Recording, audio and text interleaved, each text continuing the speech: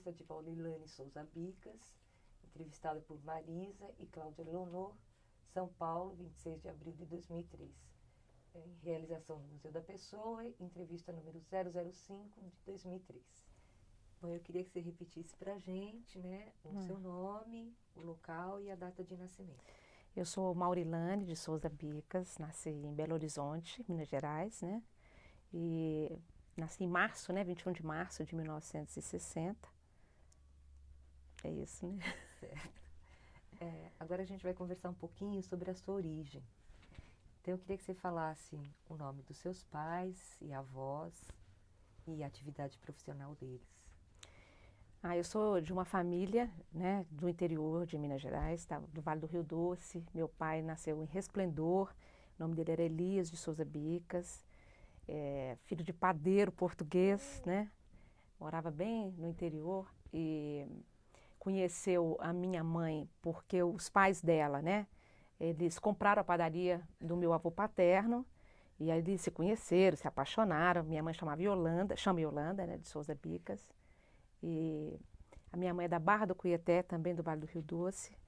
E dessa venda aí fez essa troca, né? O meu avô paterno vendeu a padaria para o meu avô materno. E o meu pai, cidade do interior que não tinha mais, enfim, condições de trabalho e tudo isso aí já nos anos 40, anos 50. Aí ele foi para Belo Horizonte, noivo da minha mãe, deixou a minha mãe no interior. Depois que ele arrumou um emprego, né, enfim, voltou para casar. Só que a religião dos meus avós maternos são católicos, fervorosos e tal.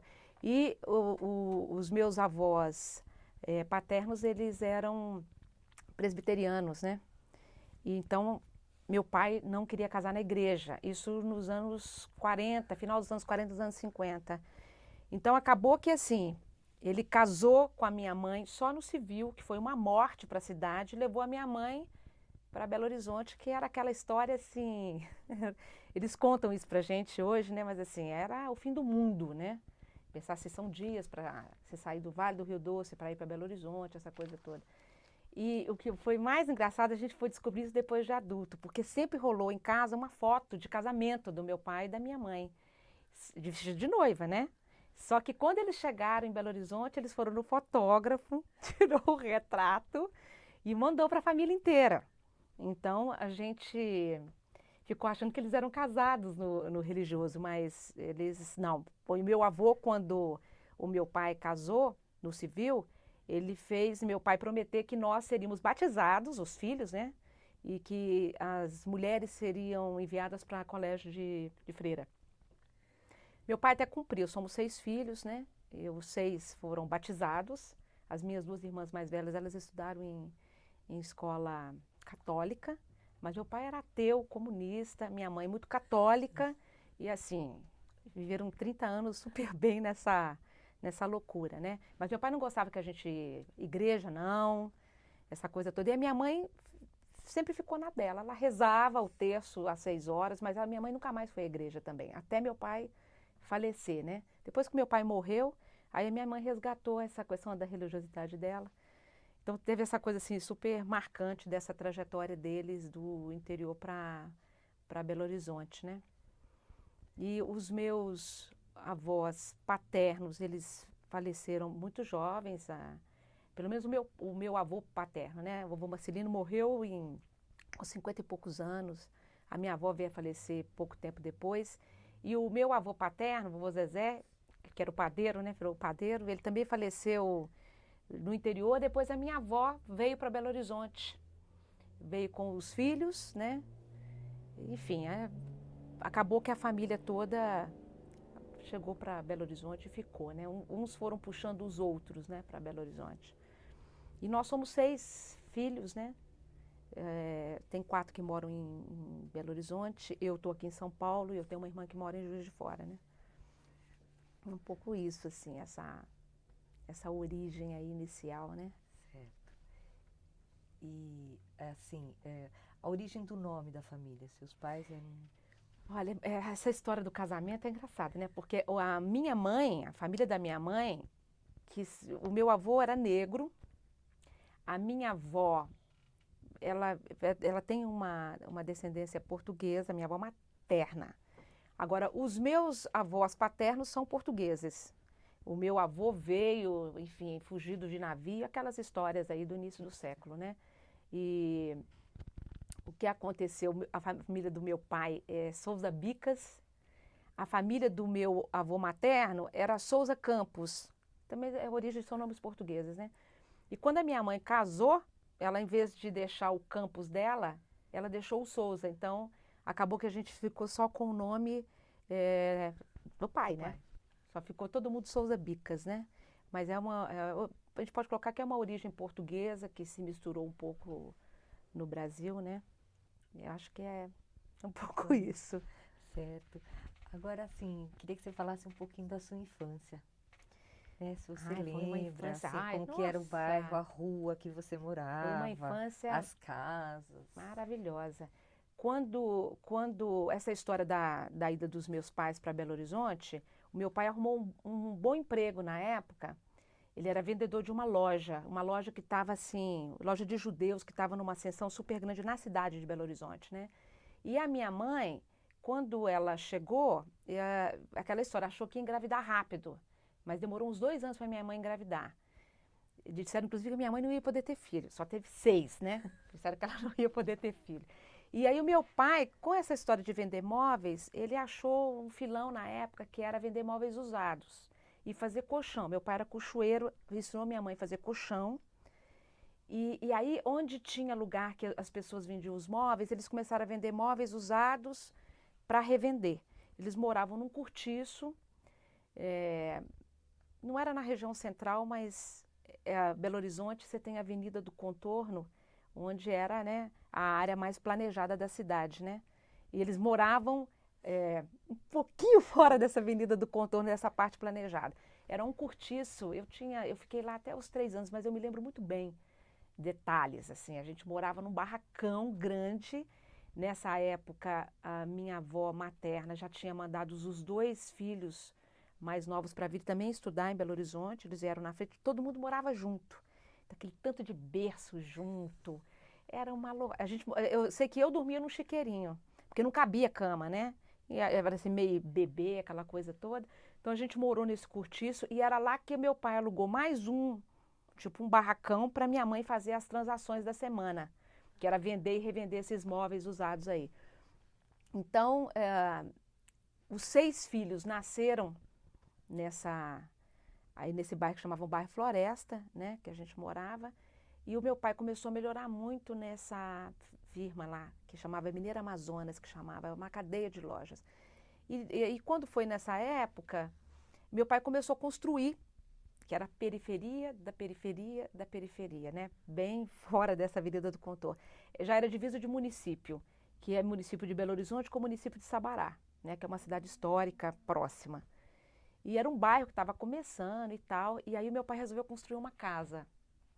Nunca deixou minha mãe sonhava com aquela casa com floreira e tal, né? Aquela coisa romântica. O meu pai construiu uma casa super modernosa, uma casa assim bem dos anos 50, 60, toda de lajotinha, quadrada, não tinha nenhum jardim na frente, nada. E só deixou a minha mãe ir com 1 semana da gente mudar.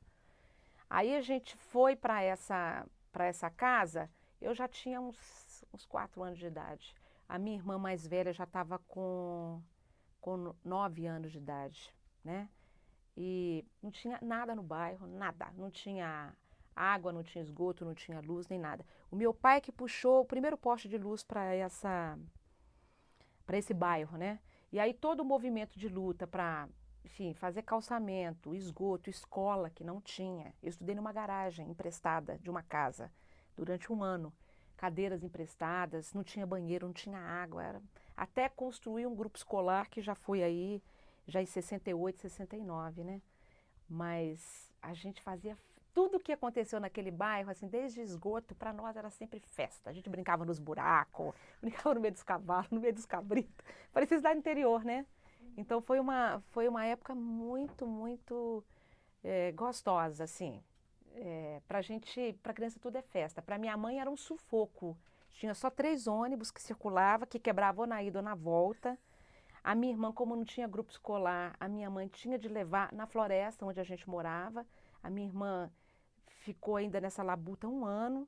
Aí, quando eles abriram uma escola, minha irmã tinha de levar a carteira para sentar. Minha mãe, então, tinha de ir com o banco. Aí chegava com o banco. E depois, nós, os mais novos, eu e a minha irmã, nos damos nessa. Era uma garagem, não tinha janela, não tinha nada. Nós ficamos lá 1 ano nessa garagem. Até ir para esse grupo escolar que foi inaugurado aí já no final dos anos 60, né? E com a relação com a escola, meu pai ajudou a construir a escola. Eu me lembro assim de coisas que marcaram muito assim da fase escolar, que quando o homem pisou na lua, o meu pai mandou a televisão para a escola.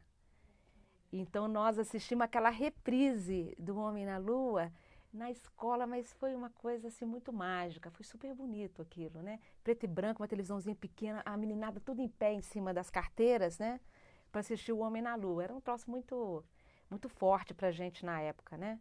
Então, assim, o meu pai tinha essa coisa assim muito forte de pensar, de construir o lugar.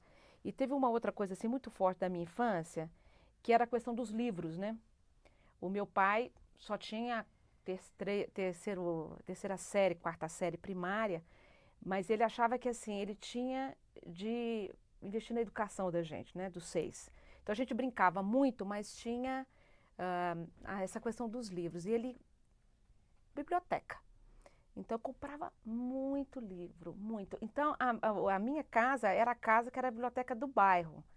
Então assim, todo mundo buscava esses livros lá, né?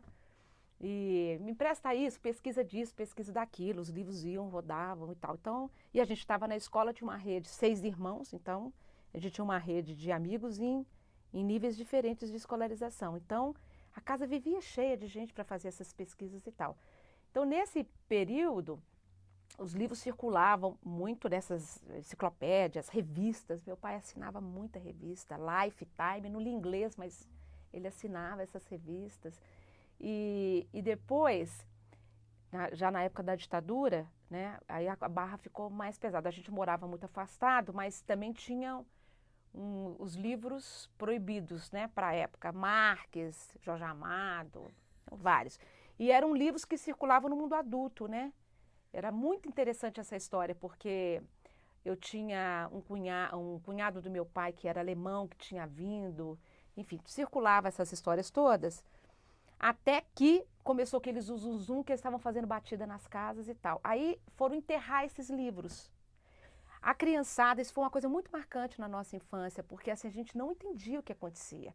E aí eles encheram sacos e sacos com os livros proibidos, acho que foram uns 2 ou 3 sacos, e aí foram enterrar esses livros. Aí eu me lembro, fizeram uma preparação numa fossa desativada, assim, com aquela ideia, um dia a gente vai desenterrar esses livros, né? Isso foi em 68, 69, nunca desenterrou. Isso foi uma coisa muito forte da infância. Eu sempre tive uma ligação na infância muito com livro, porque eu era muito gorda. Então, essas brincadeiras de subir em árvore, eu ia num termo, mas no outro eu não dava conta, porque eu cansava muito essa coisa toda. Então, eu sempre, dos meus irmãos, eu era aquela que lia tudo, eu lia muito. Eu adorava ler, eu ainda gosto, né? Mas eu adorava ler, adorava. Então, essa ligação com essas histórias também dos livros da infância era muito, muito forte. Então, acho que foi uma infância acho que bem diferente, né? A gente tinha uma comunidade de colegas, meninos e meninas de rua, assim, dos vizinhos, e todo mundo frequentava a casa de todo mundo. Brincadeiras na rua, chegava assim, quando era férias, verão, né? Aquele cheiro de dama da noite, a gente ia até 10, 11 horas, brincava de tudo, de rouba-bandeira. Alguma assim, que era favorita? Sua? Tinha rouba-bandeira, que era super favorita. A gente trocava até roupa na rua, pegar lata, que a gente brincava, que era aquela coisa que você tinha de esconder e a pessoa tinha de descobrir quem que era e bater a lata, né? Então, para enganar, a gente trocava roupa, porque ele mostrava bastante a roupa que você tava, para o cara errar, que aí você destrocava a roupa. Guerra de mamona. Então, às vezes nós estávamos brigadas com os meninos da rua, a gente brigava, mas era guerra de água, que a gente fazia muito, mas era guerra brava, viu? De água? De água. A gente enchia Saco plástico. plástico de água, mas era bravo, não podia passar naqueles limites. E mamona, guerra de mamona, aquilo dói. Não sei se vocês conhecem aquelas mamoninhas. Com estilingue, assim. Pois, nossa, gente, isso era muito louco. Então, essas eram brincadeiras queimadas, a gente brincava muito. Acho que essas eram as mais recorrentes. Mas eu brincava muito, mas eu acho que, talvez, sabe que eu não lembro, acho que tantas das minhas brincadeiras. Porque eu tenho essa parte da minha infância nesse lugar que era mais essa coisa recolhida. Eu gostava muito de desenhar também. Então, ficava um pouco mais nessa linha aí, né? Agora, tudo no bairro, né? Tudo no bairro. Eu fui conhecer o centro da cidade, conhecer, circular. Parece mentira, mas quando eu tinha 18 anos. Assim, de sozinha no centro da cidade. Vai no centro da cidade. Eu não morava na cidade. A gente usava essa expressão que é engraçado, você está fora. Então, vamos para o centro da cidade? Vamos à cidade? E a gente tinha, que era longe para a gente essa história, demorava 1 hora para você chegar no centro da cidade, né? Mas então foi uma infância muito ali, né? E tinha as festas também, com essa história do meu pai ajudar a mobilizar água, luz e esgoto. Final de ano era a casa das festas. Minha mãe ficava uma semana inteira preparando Natal e Ano Novo. Para matar peru, matar frango. Não, matar peru para nós era a maior festa das festas, porque tinha de bebedar o peru para poder você, né, cortar o pescoço, né? Pra gente aquilo era Sentava os 6, e a minha mãe fazia isso tudo, matar porco, essa história toda. E é 3 dias mesmo, tinha o dia dos doces, os dias deixar tudo no tempero. E aí quando chegava no dia da festa, virada de Natal e Ano Novo... Vocês que estavam a bebida? Não, a minha mãe é que punha cachaça Na ração? Não, minha mãe virava no bico. Virava no bico do peru. Às vezes o peru custava, às vezes era 2, 3 copos de peru, de cachaça. Não, a gente só ficava vendo o peru bêbado, né? Tá na hora, não tá na hora. A nossa festa era ver o peru bêbado. Tinha muito bicho lá em casa também. Macaco, periquito. A gente tinha a história de engordar o porquinho e engordar o cabrito para fazer no final do ano. Cabrito, então, a gente não comia. Porque a gente tinha uma relação super afetiva com o carneiro, depois a gente não comia. Era isso que eu ia perguntar, como que é essa relação? Acho que só a galinha que a gente comia sem dó. Mas os outros, o meu pai ficava indignado de que, assim, que a gente não comia. Meu pai era um cozinheiro, gente, assim... Ele tinha uma relação com comida maravilhosa. Ele disputava com a minha mãe de fazer as comidas. E aí, quando ele fazia as comidas, não tinha tanta gente para comer. Aí ele tinha já as panelinhas que ele fazia e distribuía para a vizinhança. Ah, eu fiz esse prato, fiz aquele. Ele inventava um monte de coisa, né? Ele era muito criativo. Mas essas festas, quando aí fazia essa parte toda da comilança, a gente tinha que chamar as pessoas para vir para a festa, né?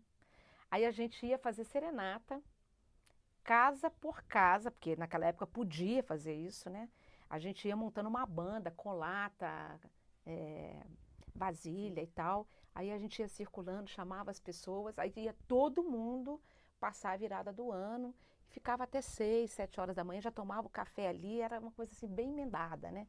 Era muito alegre. E a meninada participava, a gente participava dessa, pra gente era algo assim, não sei, indescritível.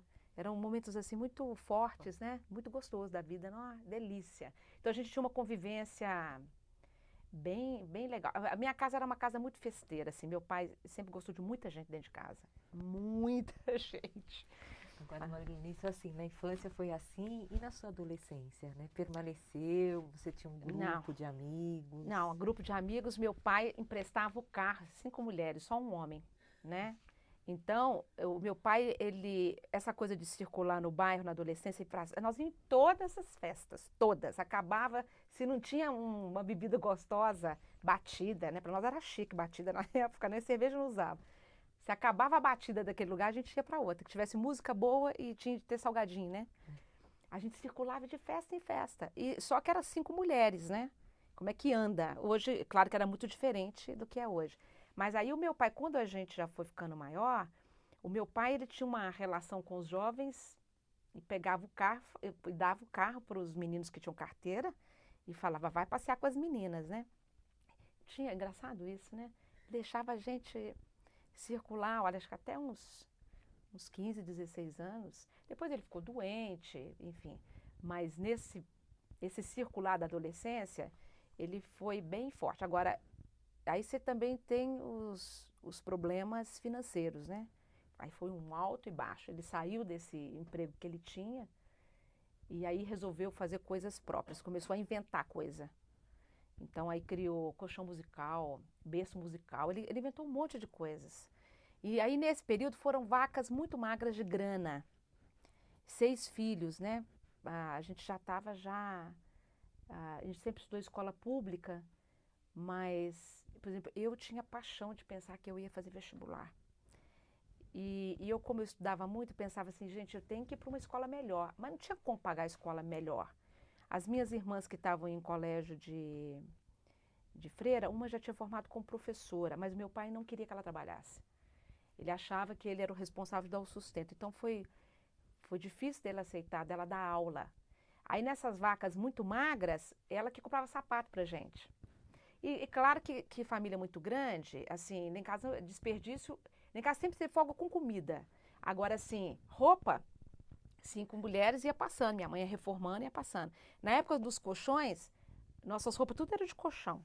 Fazia short de colchão, tudo pão de colchão que fazia. Então não tinha essas coisas assim de lu. É a coisa de estar junto, comida sempre muito, muito farta, né? E era um pouco isso. E a questão de escola. Isso foi uma coisa, na adolescência era uma coisa mais pesada.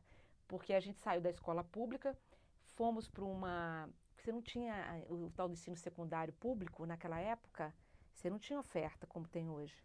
Então a gente estudou numa escola particular de bairro, que era simbólico, né? Quase que você pagava para estudar. Mas para nós era muito, né? Então tinha tal que não pagava Era o feijão e o sonho, meu pai e minha mãe. Meu pai comprava muita coisa de comida, assim, que não necessariamente precisava, e aí não tinha dinheiro para pagar a escola. Aí chegava, tinha que tirar da fila, quem não pagava, fazer prova. Aquilo pra gente era super constrangedor. Isso, fazer prova? Não pagava. Quem não pagou não fazia prova. Não fazia prova, aí tirava da fila. Aí a gente queria morrer. Primeiro queria mostrar para todo mundo que a gente tinha dinheiro, né? Para pagar a escola. Nossa, era terrível isso. Era um clima assim meio pesado com aquelas... Aí eu comecei a dar aula particular, eu tinha turmas de menino. Eu tinha uns 15 meninos que eu dava aula particular, desde os 13 anos. E aí com essa graninha, eu ia fazendo outras coisas, inclusive pagar a escola. Porque nossa, era muito desgastante esse pedaço. E aí a questão dessas festas, claro que elas diminuíram dos de fora, mas a minha família, só a minha família é imensa.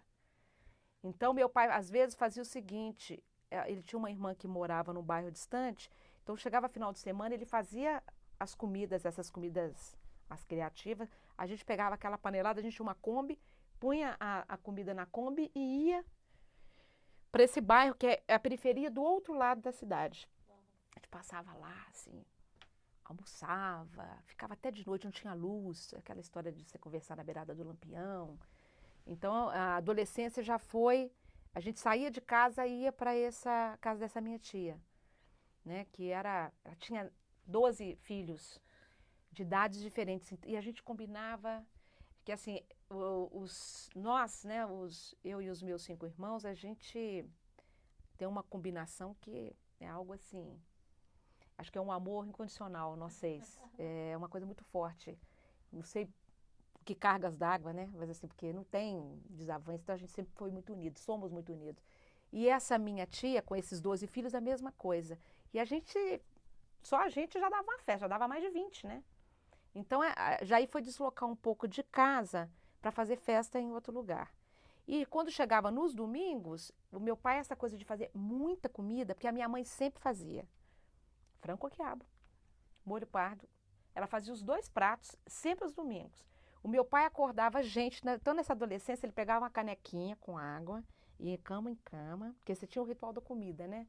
Faz o café da manhã de domingo, já emenda com o almoço, mas você tinha muito essa história do tirar gosto, né? Vai tomar uma cerveja e tal. Mas só que ele acordava a gente para a gente ajudar ele a inventar o prato. Então, assim, ele fazia o criativo, mas cortar cebola, descascar batata, era a gente que fazia.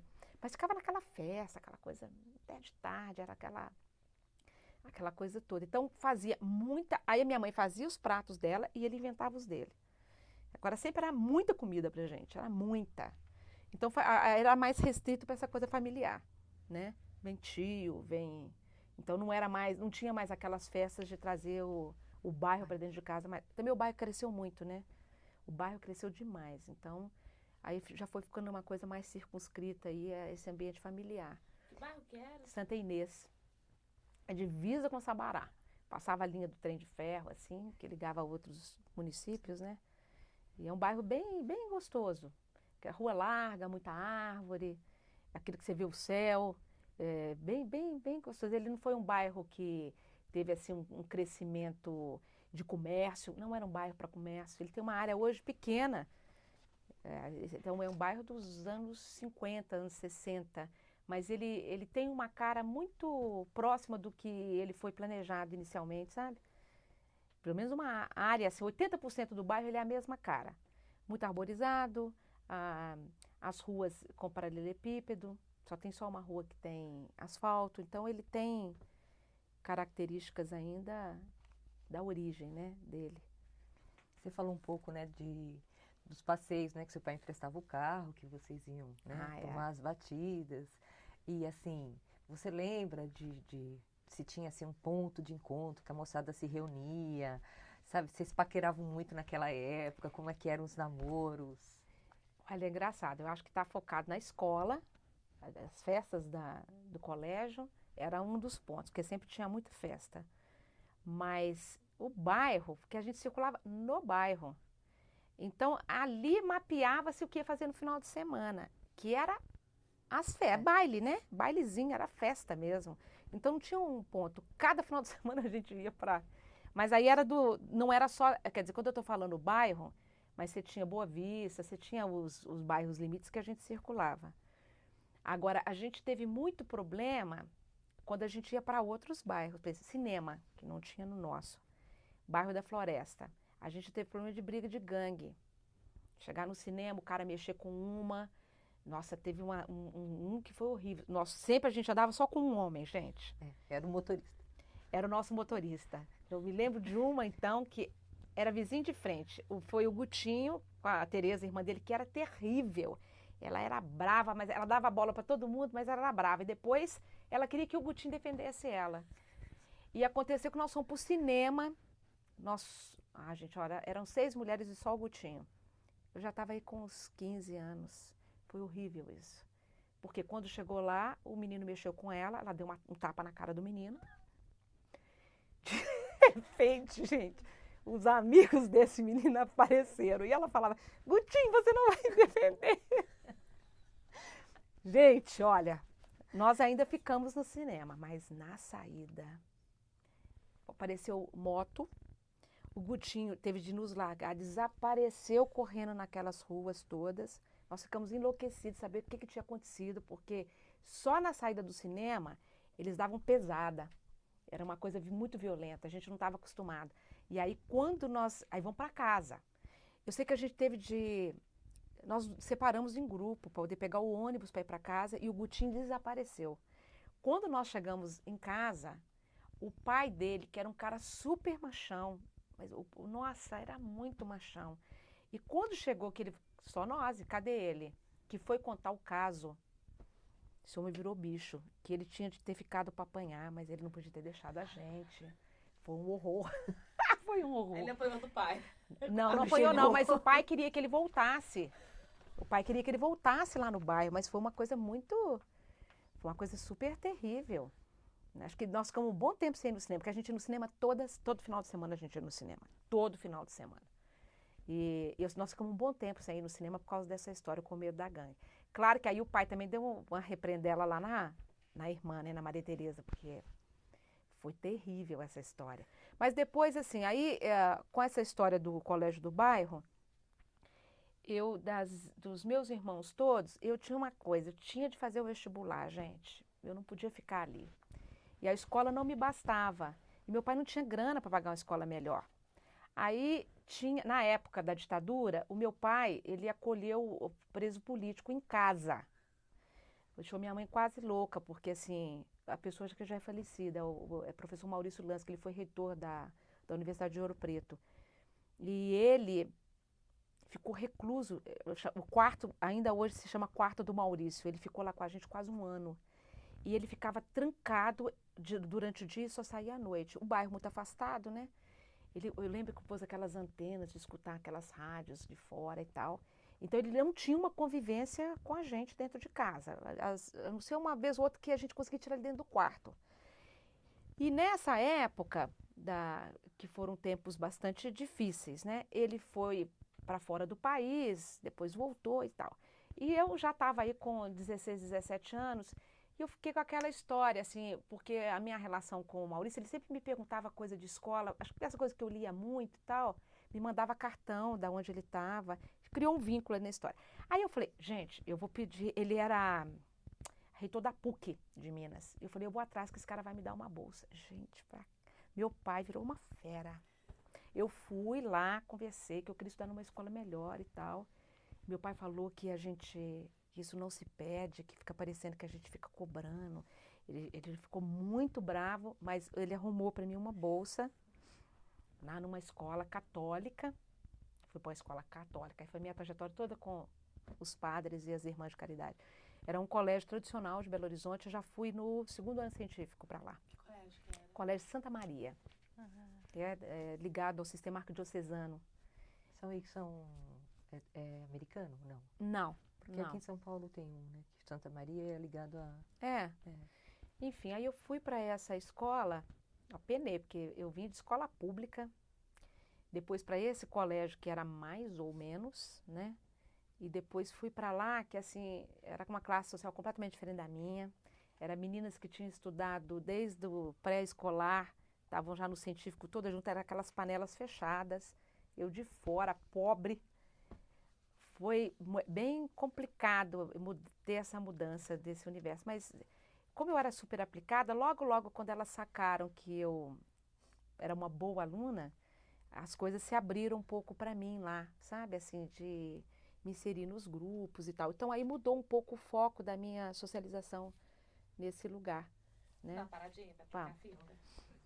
10 minutos? Falta 10 minutos ainda. Então mudou um pouco, assim. Aí eu já ia em festas que era de um outro círculo que não era o meu, né? Meu pai continuava emprestando o carro nessa época, assim, mas aí era festa num outro bairro, era, enfim, aquelas casas lindas, bacanas, na beirada da Lagoa da Pampulha. Então já foi um outro círculo, né? Aí depois eu passei aí não passei no vestibular de primeira, aí foi arrumar emprego, né?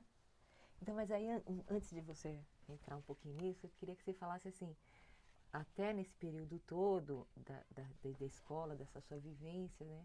Como que era a sua relação com os professores? Se teve algum que te marcou, que te influenciou na sua carreira? Olha, teve uma professora aí do Colégio Federico Zanan, que é esse passagem da pública para essa católica, era a professora Maria Auxiliadora. Ela era professora de geografia. Então a gente tinha eu adorava geografia, então ia super bem, e eu gostava de desenhar, né? Então naquela época a gente ainda desenhava os mapas cartográficos, fazia todas as tarefas, então eu sempre destacava aí com essa história de que os trabalhos eram legais e tal, então era uma pessoa que foi um reforço positivo. Um outro era um professor de matemática. Eu tenho ele hoje com um carinho especial, porque era essa escola que pagava super mal e tudo, e ele dava aula na PUC. Ele tinha um compromisso ali, naquele projeto ali, então ele puxava muito, e eu era dava super certo com a matemática, né? Porque eu gostava do cara, né? Assim, do jeito que ele ensinava, ele era super didático, essa coisa toda. E quando eu cheguei nesse colégio lá do Santa Maria, o meu destaque não foi nem pela geografia, mas da matemática do professor Aloísio, porque tudo que ele ensinou de trigonometria era o programa dessa escola que eu ia entrar, então eu já cheguei sabendo tudo, então acertava tudo, né? E trigonometria é um problema. Era um problema, então assim, na hora que as meninas sacaram que eu já dominava uma coisa que elas não dominavam, então abriu um pouco as portas. Então acho que assim, esse de matemática, essa de geografia. Agora, gente, tem a minha primeira professora, né? A minha primeira professora, porque a a minha trajetória escolar inicial, ela foi bem complicada, porque eu tinha uma irmã que tinha 7 anos para entrar para a escola. Eu tinha 5 e ia fazer 6. Nós éramos muito grudadas. E ela dizia que não ia para a escola se eu não fosse. Aí, mas eu não tinha idade para ir. A minha mãe falou assim, não, ela vai. E inventou que tinha pegado fogo o documento para não levar a certidão, que era só a certidão que levava. Aí eu fui para a escola. Só que quando chegou na escola, eu tinha 6 anos, enfim, eu não aprendi a ler. E a minha irmã aprendeu a ler, deixava os professores loucos. E aí a minha mãe começou a me preparar de que assim, não tem problema, você vai repetir o ano. Mas eu não me conformava com aquilo. Tudo bem que eu não sabia ler, mas eu não me conformava. E essa professora, ela gostava muito de mim, né? Só que a gente não fazia a prova final com a professora. Você tinha de fazer a leitura com a diretora. Eu me lembro muito bem. Ela me deu uma história para eu ler, que era o Patinho na Lagoa. Hoje eu sei que eu li a imagem para ela. E eu passei de ano. Eu fui para o segundo ano. Tudo bem que no segundo ano eu só tirava 0, porque o professor não lia mais para você. Eu sei que tem que ler as atividades e tal. Eu fui aprender a ler, eu estava no segundo ano, quando eu fiz 7 anos. Então, assim, essa primeira professora, eu não sei o que aconteceu, que eu passei com uma nota boa. Eu não passei raspando. Então, eu não sei que critério de avaliação que ela teve. Era uma época que era os 3 porquinhos, método global. Não tinha essa coisa de pensar que já estava num processo, não tinha isso. Então, isso me marcou muito. E essa professora de geografia, que já foi já já estava na 6ª série, 5ª série, eu acho que me deu um gosto para estudar. Então, acho que foram pessoas que marcaram, assim, acho que essa primeira que não me reteu, né? Eu acho que, sei lá, por cargas d'água. Então, acho que foi uma trajetória sofrida, mas ela foi feliz, né? Acho que ela foi feliz. E depois, com essa história de estar numa escola boa, essa coisa da qualidade, né? Da escola, isso também sei lá, acho que me motivou mais pensar a minha trajetória aí para fazer curso superior, porque nós somos 6, todos fizeram curso, não, só meu irmão não fez curso superior. Mas a única que prosseguiu, é a primeira geração que vai para a faculdade, é a dos meus irmãos da minha família, que isso é recente, né? Tudo bem que hoje eu tenho os meus sobrinhos, né, sobrinhos netos, que já estão entrando na universidade, mas nós somos a primeira geração que foi para a faculdade, né? E para pensar mestrado, eu sou a única da família, não tem ninguém que tem mestrado e doutorado, que é professor universitário, não tem, eu sou a única que que segui adiante, né? Inclusive que mudei de cidade para estudar, né? Então, acho que tem esse componente aí também, assim, que deu um diferencial, assim, que algumas pessoas marcaram e que me incentivaram a continuar, né? Você estava colocando, né, a questão que você queria fazer o vestibular, todo esse processo. Então, acho que você podia contar um pouco pra gente a escolha que você fez e como foi um pouco esse percurso. Acho que a primeira, aí fui para uma escola boa, pensei, vou fazer medicina. Eu pensava muito em fazer medicina. Aí, o que aconteceu? Fiz o vestibular, a primeira vez que o vestibular teve prova escrita. E eu passei na primeira etapa, falei, vai dar, né? Não deu. E aí, assim, as vacas não estavam magras, estavam magrésimas, não tinha grana para nada, eu não tinha como pagar cursinho. Então, foi uma etapa bem sofrida. Eu tinha de arrumar emprego. Tinha feito 18 anos, eu tinha de arrumar emprego. Aí, arrumei emprego nos Correios e Telégrafos, eu era telefonista. Foi uma época dificílima, eu odiava telefone. Eu trabalhava no ECT, telegrama fonado, bom dia, boa tarde, boa noite, porque trabalhava em rodízio.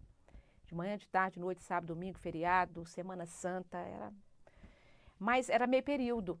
Então, aí, eu tinha grana para pagar o cursinho, fiz 6 meses de cursinho, e aí eu resolvi fazer psicologia. Não, aí eu tentei odontologia, passei, fiquei aquele excedente, não entrei na PUC, e depois eu fui fazer psicologia, que era uma faculdade particular, mas era a melhor faculdade que tinha em Minas na época. Aí fui fazer psicologia, trabalhando e estudando, né? Relativamente tranquilo, estudei de manhã, depois eu não aguentava as meninas, as minhas colegas, porque era uma escola particular que, ai gente, era muito desrespeitosa as alunas, assim, eram as donas de Belo Horizonte, né?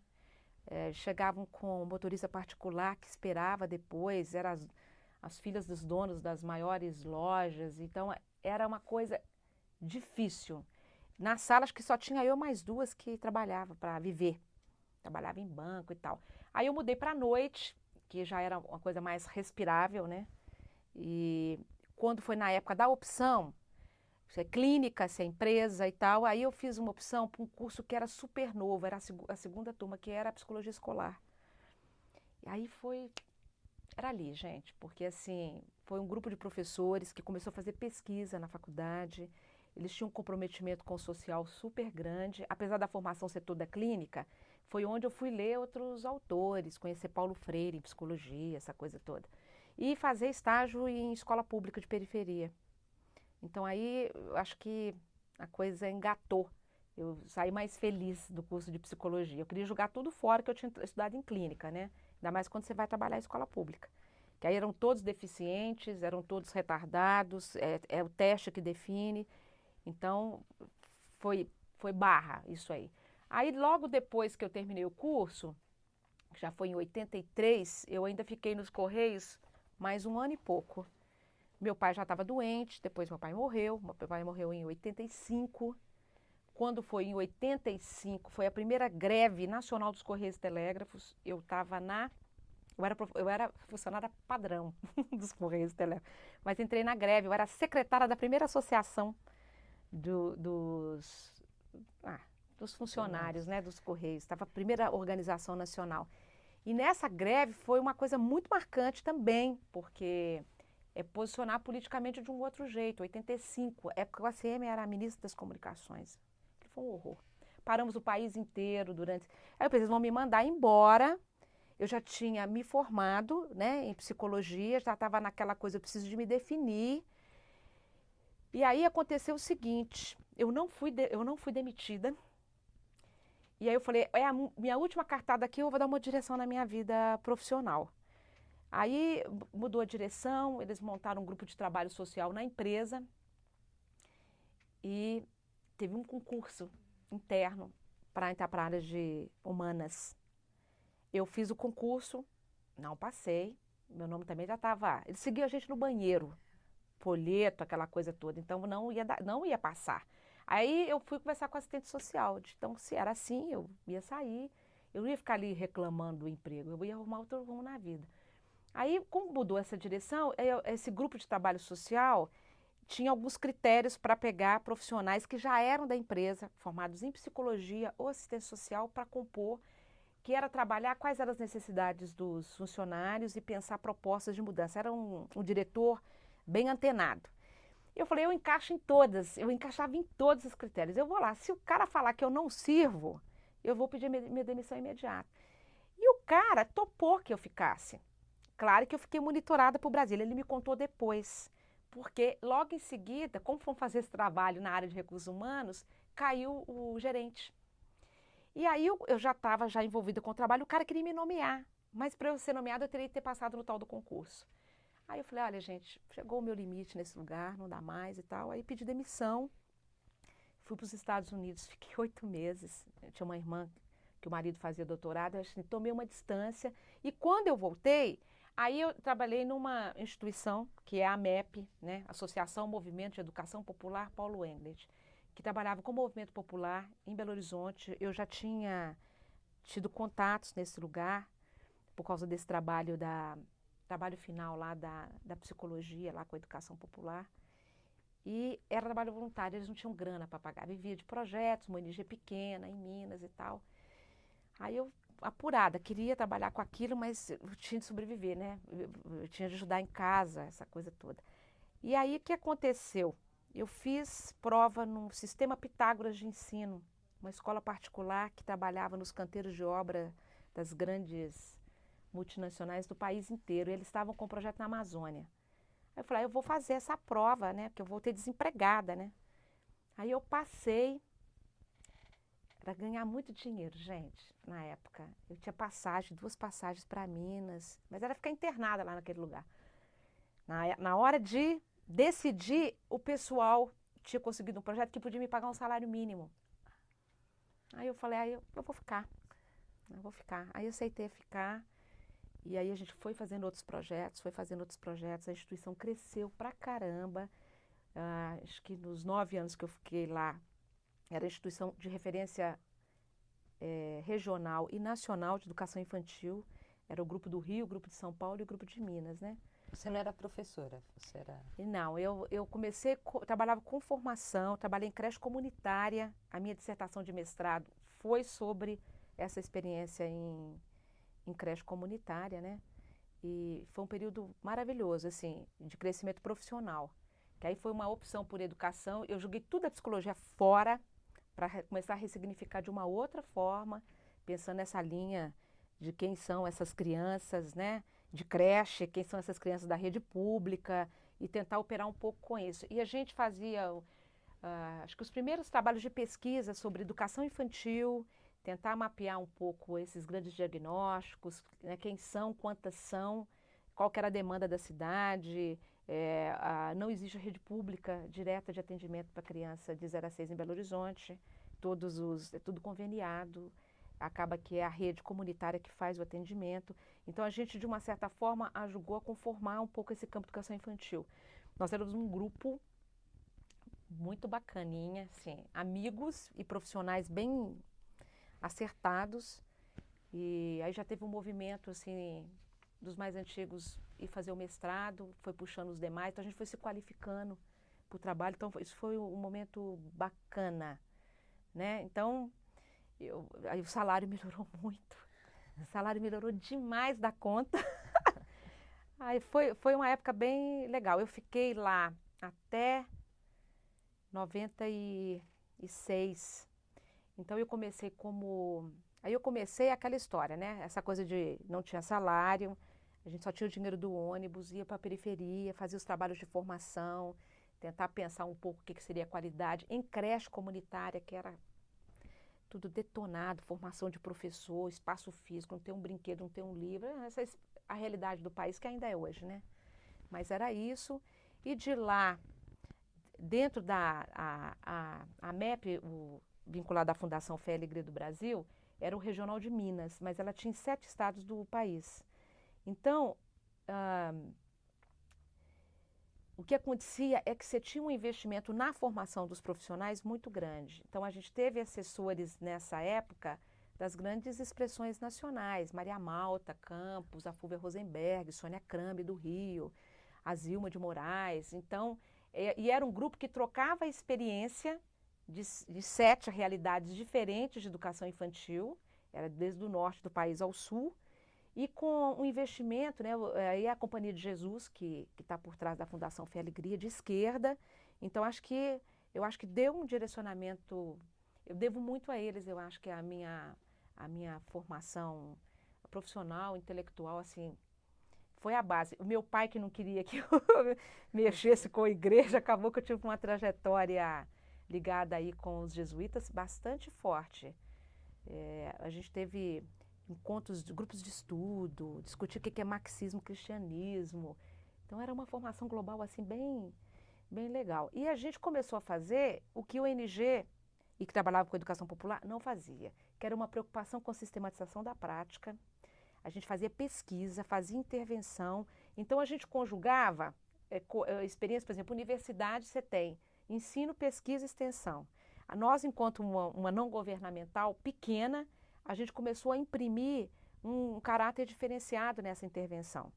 Então, isso era algo, assim, bem interessante. Então, foi uma experiência de 9 anos.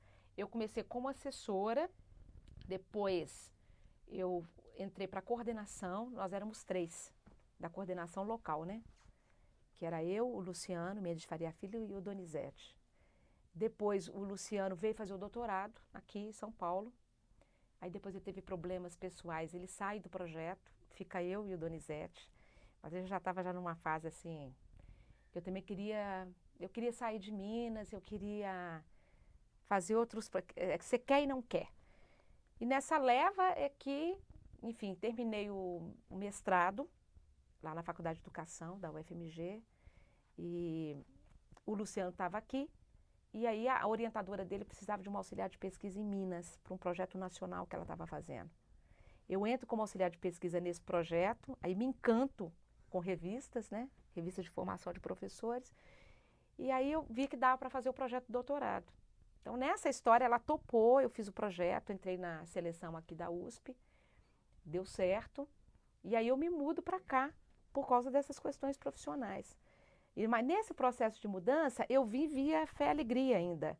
Então, dessa coordenação local, eles me convidaram para vir para uma coordenação pedagógica nacional, que era mexer com projetos, né, enfim, acho que é investir nessa institucionalidade da organização a nível nacional, né.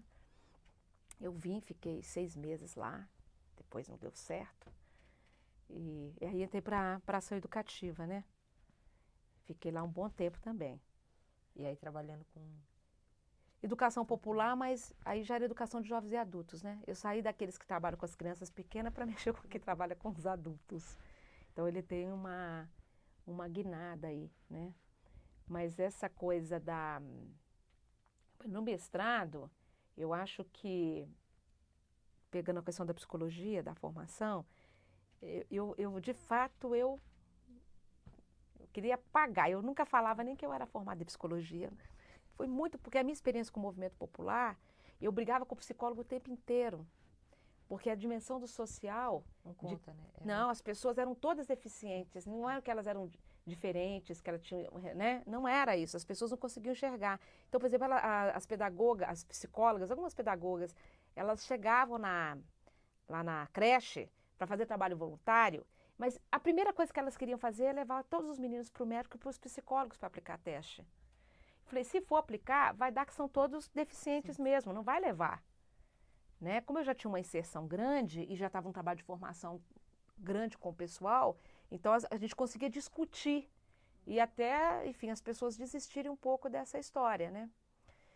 E eu acho que o trabalho do mestrado, que eu tentei resgatar, como que constrói uma creche comunitária. Era isso. E eu fiz um trabalho pegando 3 eixos. A discussão do espaço físico, era a discussão da escrita enquanto esse instrumento que constrói a institucionalidade, né? E constrói as próprias pessoas enquanto sujeitos do processo. Então, foi essas 3 vertentes. E eu acho que foi uma contribuição legal para o grupo, porque elas participaram ativamente do processo de elaboração. Eu elaborei um álbum de fotografias resgatando toda a trajetória da instituição por essas vias. Foi um dos produtos que eu devolvi para elas enquanto uma sistematização de uma pesquisa que eu fiz lá. Foi isso. Foi bem... Até hoje eu tenho contato lá com as meninas. Elas me escrevem e tudo. Tenho vontade de ver o que deu, né? Depois disso, né? E quando eu saí também de Belo Horizonte, eu estava na coordenação de um projeto com a Fundação Kellogg, que era a implantação de bibliotecas e brinquedotecas em creches comunitárias, que foi algo maravilhoso também, foi muito legal, porque a gente trabalhou com 4 creches de periferia da região metropolitana e uma na Fundamar, que é uma escola rural, que é você colocar brinquedo e livro na mão de criança, e era criança de 0 até 14 anos. Então, eram projetos de referência, onde a dimensão cultural foi resgatada nos locais. Então, foi um processo bem... mudou a cara das instituições e da relação das pessoas com as crianças com a questão do acesso do livro e do brinquedo. Foi um projeto bem interessante, né? Então, teve muitas coisas boas, assim, disso que eu trabalhei lá, e depois a vinda para cá. Acho que a vinda para cá, para mim, ela é uma ruptura bastante difícil. É bastante difícil. Quando né? você veio? Eu cheguei aqui em 97. Quer dizer, eu sempre circulei em São Paulo, por causa dessa coisa do trabalho, eu vinha muito, e eu tinha uma relação muito apaixonada com São Paulo. Eu era daquelas mineiras que vinham para cá, e que hoje eu vou descer nessa estação do metrô. Eu fiz muito isso, eu e umas amigas. Então, a gente vinha para os encontros, mas já arrumava um jeito de ficar sábado e domingo. A gente dormia até em banheira da casa dos padres, a gente dormia. Onde fosse, a gente dormia. Não tinha grana para pagar hotel. Mas a gente queria conhecer a cidade, né? Então, a gente... Tudo que rolava na cidade, que a gente já acompanhava de Belo Horizonte, a gente já vinha para conhecer a cidade, né? Então, de circular no centro. Às vezes a gente andava o dia inteiro, entrava para o cinema com as malas, dormia uma sessão, assistia a próxima. A gente fazia muita coisa louca aqui para aproveitar o máximo de tempo para conhecer São Paulo. Era assim que era aqui. Andava a pé pra caramba, de ônibus adoidada. Então eu tinha uma relação muito legal assim, de desafio, né? Que é uma cidade que não tem limite, né? Belo Horizonte, você tem um limite, tá lá a montanha. Você chega no fim, pelo menos de um dos limites da cidade, você chega ali, tá aquela montanha imensa. Aqui não tem limite. Então isso era uma coisa desafiadora, eu tinha muita vontade de ter. Eu sabia que eu ia vir para cá. Eu montei tudo para vir para cá. Até o bairro que eu moro, eu sabia que eu vinha para cá. Engraçado isso, né? Não sei se isso funciona bem ou mal, mas Escolheu o bairro? tudo. Eu sabia onde eu ia morar. Onde você mora? Em Pinheiros. Eu sabia onde eu ia morar. Uma coisa assim, acho que inconscientemente, e aí depois conscientemente, eu já fui planejando os passos para essa vinda. Agora, também por causa da dificuldade que eu já sabia que eu ia ter, essa questão do mineiro é muito, né, grudado, né? Família, essa coisa toda. Então eu sabia que não ia ser fácil, morar sozinha numa cidade. Só que Minas está ali, né? Belo Horizonte está ali. Mas agora nós viemos com um grupo de mineiros para cá. Nós moramos todos juntos, né? Em apartamentos diferentes, no mesmo prédio. Todo mundo que veio fazer doutorado era uma turma grande naquele momento. Professores da Universidade Federal. Eu era a única que não era vinculado com a universidade, que eu era de movimento popular, né? Mas viemos para cá, eles vieram, já terminaram o trabalho e voltaram, e eu fui a única que fiquei, né? E vou ficar, né? Agora já está decidido que eu vou ficar. É. Então isso foi legal, assim. Agora, processos difíceis, né? Processos bem difíceis. Fazer o doutorado aqui não foi algo fácil. Foi um negócio muito difícil. Porque é um trabalho solitário, está morando sozinha, longe da família, né? Enfim, e aqui você tem uma questão de sociabilidade que é muito diferente de Minas, né? Os paulistas são ótimos quando você tem intimidade, conhece, são maravilhosos. Eu não posso reclamar porque eu também já vim com um círculo de amigos, então não tive essa dificuldade que muita gente tem. Mas logo quando eu entrei para o doutorado, os paulistas não chegavam perto dos outros alunos. Então a gente se encontrava, quando era de Belém, de Manaus, do Paraná, era onde a gente saía, conversava, mesmo na própria sala de aula. Que a gente entende por causa da violência, né? Mas você tem uma coisa de sociabilidade que é diferente. Minas, hoje a gente liga, né? Para falar, eu vou na sua casa. Mas, normalmente, a gente não liga, né? Você vai para a casa da pessoa, né? Outra coisa que aqui, por exemplo, a história dos pontes, por exemplo, em Minas, Belo Horizonte, você pode sair e não precisa marcar com ninguém. Você vai encontrar com alguém. Você vai encontrar com alguém, seja no cinema, seja no teatro, você vai encontrar com alguém. Com o tamanho dessa cidade não é assim, né? Não é. Então, você nunca está muito sozinho em Belo Horizonte, né? Você não está muito sozinho. Aqui você fica bastante sozinho. Bastante.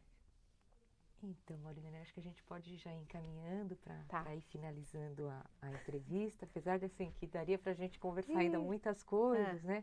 Aí eu queria que você falasse um pouco, assim, nessa sua trajetória de vida, né? Se você pudesse mudar alguma coisa. Gente, tem 20 minutos ainda. Tem? 20? É que eu tô pensando na... Temos 20. 20? Não são 5 para as 11. 10, se quiser pegar mais 10 minutinhos. Não, é que eu pensei, no meu relógio são 5, você tinha outra entrevista às 11, né? Fiquei preocupada com o horário. Mas eles vão preenchendo a ficha. Então tá bom.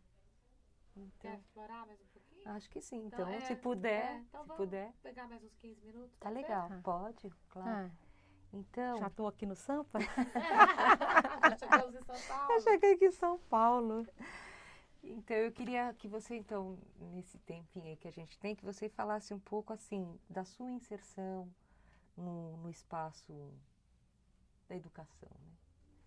Você trabalhou, como é que foi trabalhar com a clientela que você fez uma opção em trabalhar, né? Isso para mim é algo... Uma classe social que você... É questão de vida mesmo. Isso é muito interessante. Mesmo de Belo Horizonte, eu tenho uma facilidade para trabalhar com os grupos muito legal. Acho que eu já tenho uma empatia, talvez não seja desse mundo.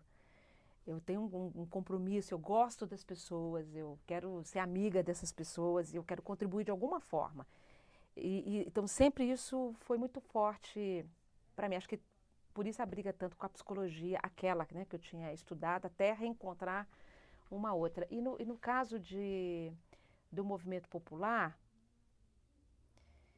a gente fica fazendo os elos, né, de pensar a opção pela clientela, mas não sei. No caso de Belo Horizonte, eu acho que estava muito ligado a uma reivindicação de luta mais do que justa, né? E era num momento também que era a luta dos direitos das mulheres, mas era a luta dos direitos das crianças, tá certo? Todo o movimento, a questão do Estatuto da Criança e do Adolescente, quer dizer, nós fomos atores nesse processo bastante significativos, né? Muita coisa que se colocou no Estatuto, ela foi fruto de muitas discussões, de muitas elaborações, de muitos encontros e tal, e que de uma certa forma foi os movimentos sociais que batalhou. Então, acho que a gente, enquanto um ator social, a gente contribuiu de uma certa forma para estar, fomentando, né, incentivando um pouco essas discussões.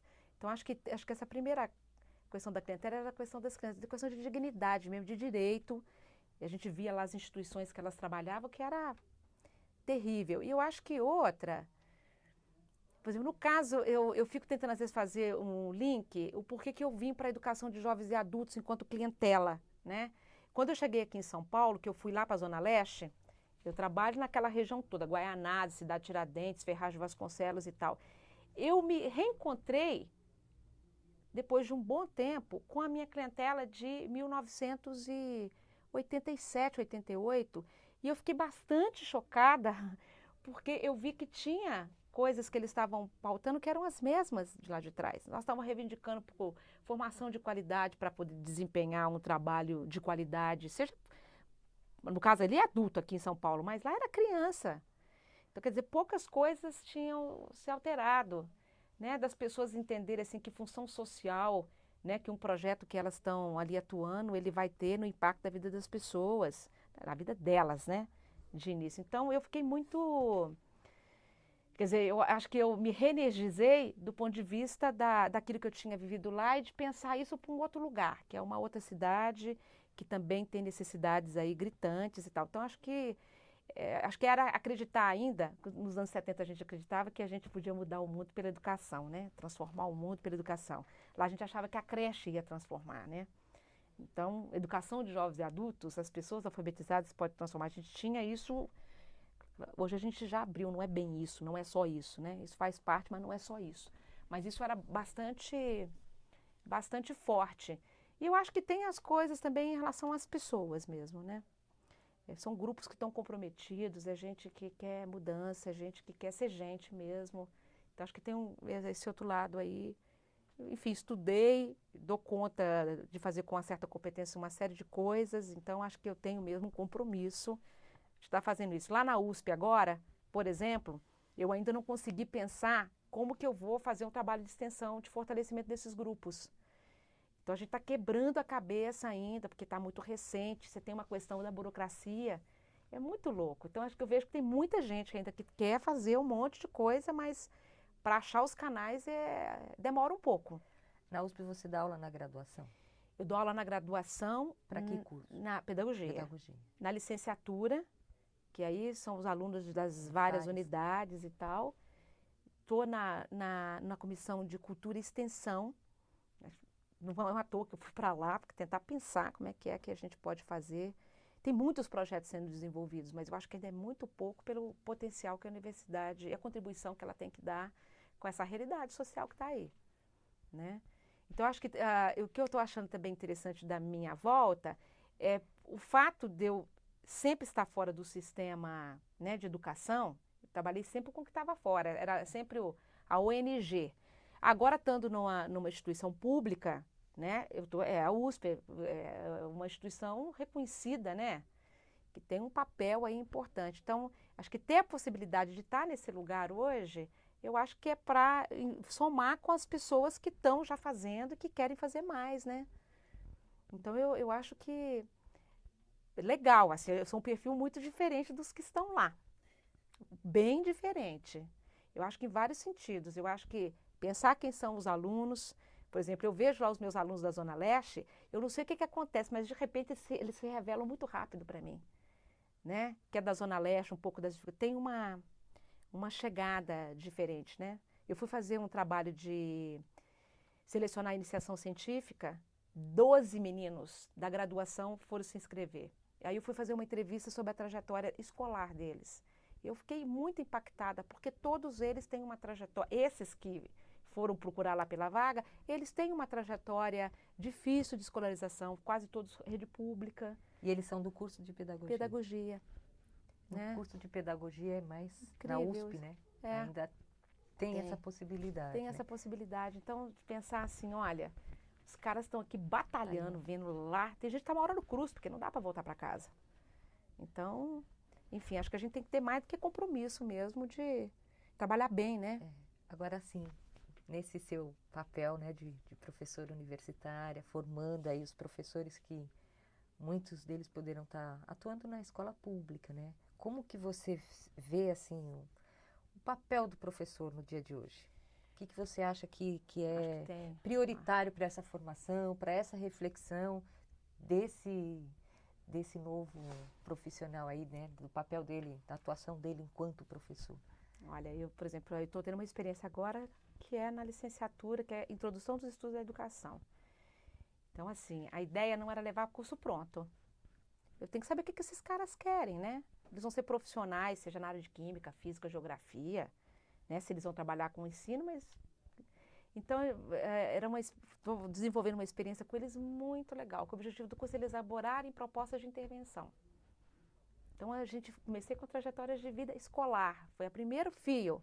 Vamos levantar, chegamos aqui, queremos fazer o quê? Então, o que a gente quer saber, né? Então, acho que essa primeira dimensão, assim, que os caras conheçam um pouco essa realidade, que eles tenham perguntas, né, que desejam que elas sejam respondidas, que eles tenham curiosidades, que eles tenham interesse. Vamos estudar e vamos pensar como que a gente faria, tá certo? Se a gente já tivesse aí atuando na área de educação.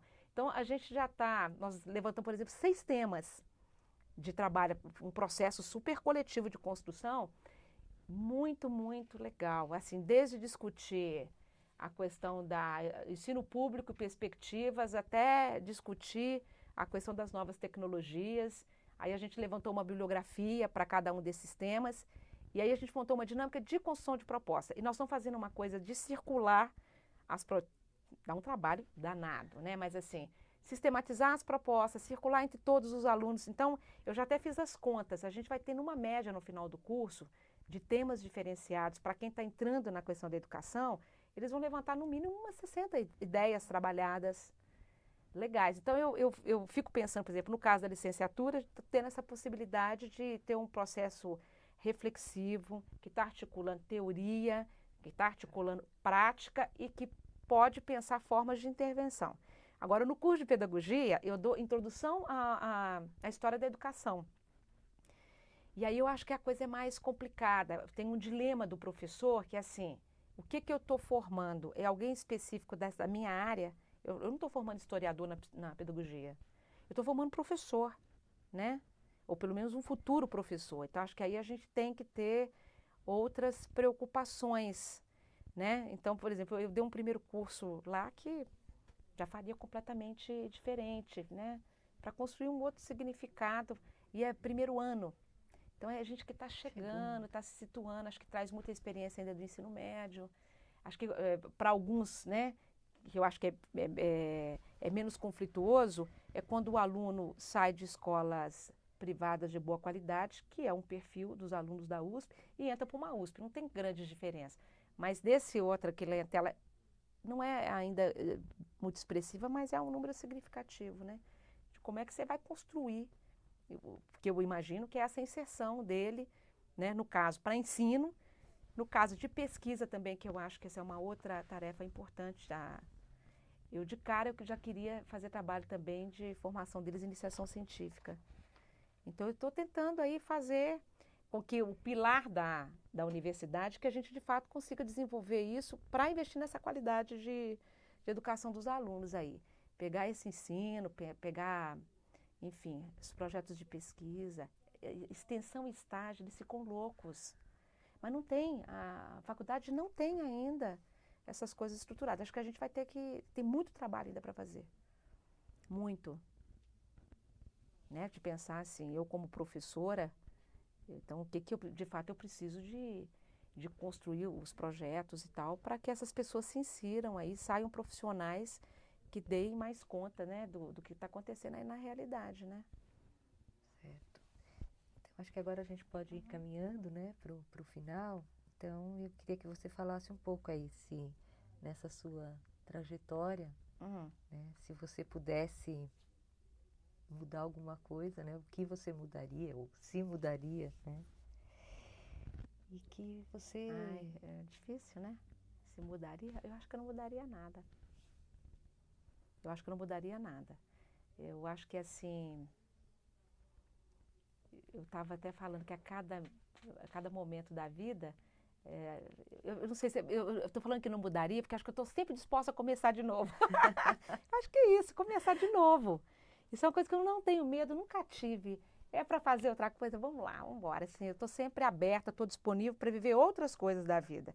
Né? Então, acho que eu não mudaria. Eu fico vendo lá dar aula, né? Eu sempre reneguei, falava, eu nunca vou entrar na universidade, nunca. E eu estou vendo agora que eu me reencontrei, porque tem várias coisas legais, assim, do ponto de vista de você estar oxigenando as suas ideias com os alunos, que é uma troca legal, que a gente vai se renovando e tudo. Então, assim, eu estou sempre querendo aproveitar, ou tentar fazer uma leitura, deixar as coisas entrarem, tentar elaborar isso de uma outra forma, para a vida, né? Então, eu não mudaria, não. Acho que eu quero é ter, talvez né, dar conta de ter essa sensibilidade aí cada vez mais aberta para, enfim, sacar que esse movimento do mundo aí e fazer novas coisas, não parar no tempo. Acho que não parar, ter projetos, gente. Eu acho que a vida, assim, esperança, projeto, mudança, desafio, eu sou do lema de ir para frente, sabe? Eu acho que é um pouco por aí, eu não mudaria, não. Eu acho que até agora isso tudo aí, eu vou enchendo a minha mochilinha, tá certo? Tem hora que a gente vai puxando, porque, claro, tem essa experiência, a gente tem sempre, né, de ressignificá-la, utilizá-la para, enfim, fazer novas coisas, né? Então, eu não mudaria, não. Vamos em frente.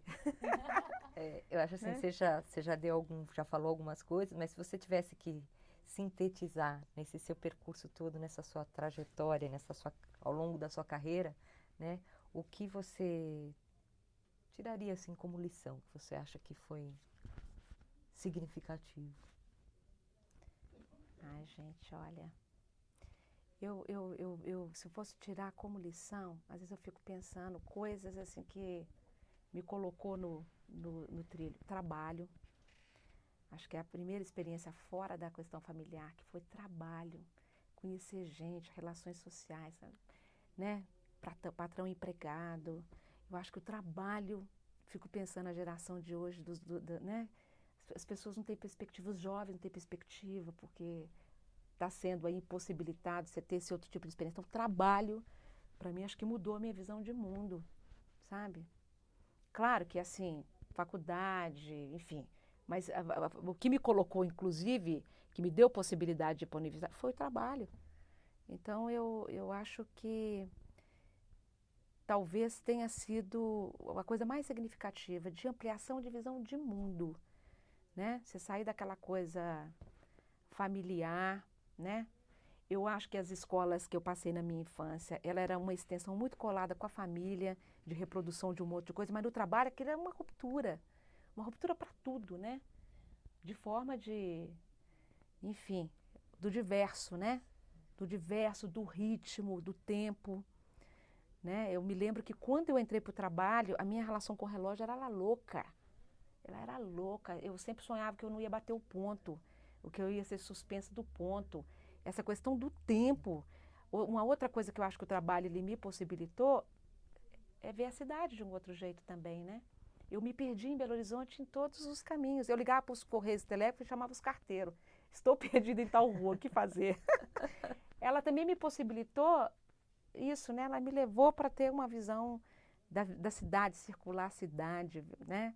Então, para mim, acho que é o trabalho, né? E depois fui me direcionando aí para uma diversificação profissional, né? Mas é um trabalho que mudou tudo. Significou, né? Mudou tudo.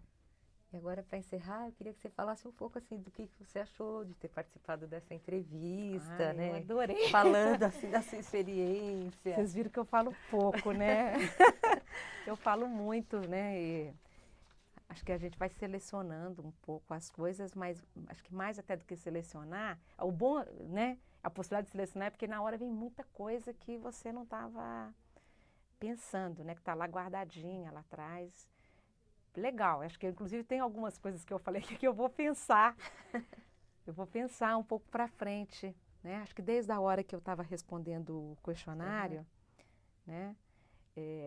Falar dos avós, né? Coisa que a gente vai perdendo, para de falar dos avós, né? Você fala dos pais, mas os avós vai ficar lá atrás, né? E que está ligado um pouco com quem você é, né? Eu achei super legal, eu gostei muito de ter. Acho que tem mais é que agradecer o convite, a possibilidade de estar aqui com vocês e conversando um pouco sobre a vida, né? Que até que não é uma tarefa muito difícil, eu achei que eu ia ficar muito mais nervosa, mas eu acho que eu até esqueci que tinha câmera aqui na frente. Essa estratégia aqui é legal, você olha para um, olha para outro, olha para os meninos lá atrás e pronto. Mas eu quero agradecer, acho que foi legal. Tem muita coisa que eu puxei lá do fiozinho que vai ajudar a pensar em algumas coisas, viu? Mas é isso, obrigada. Legal. Obrigada A gente a você. agradece também.